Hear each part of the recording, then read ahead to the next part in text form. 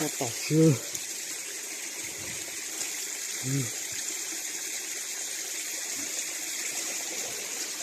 Uống này thì cũng là tỏ chưa. Ok.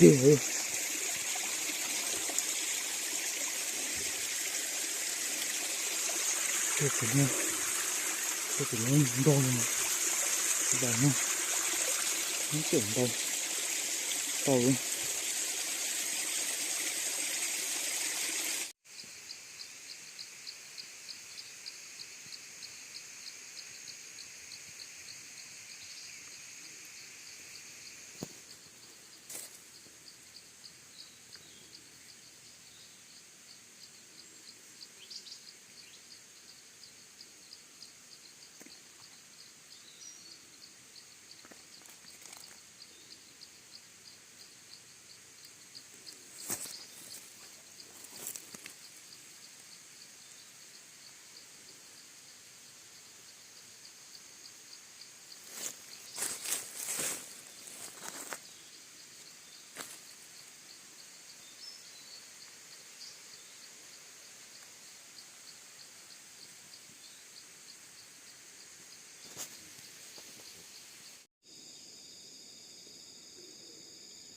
Gió nắng nó chỉ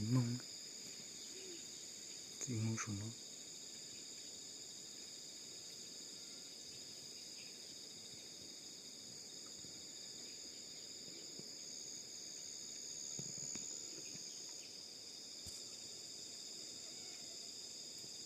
Tay tường á.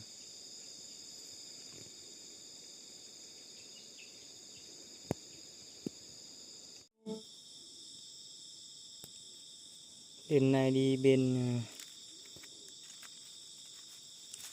Sóc bên Ba Phát nhưng mà một phát không tìm thấy. Nó là một tuần nắng ở dưới mông. Tôi bé bỏ không bé tu ta mà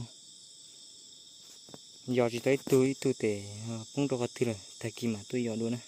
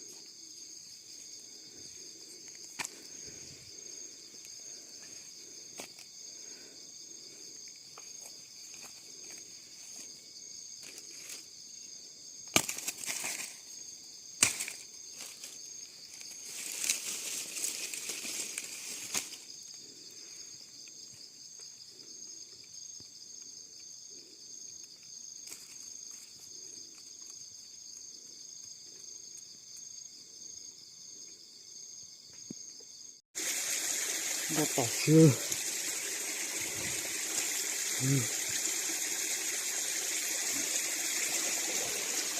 Uống này thì cũng là tỏ chưa. Ok.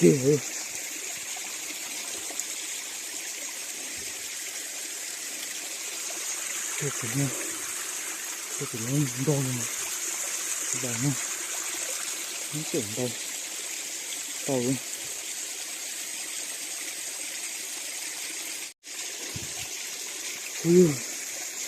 tàu kia nó trồn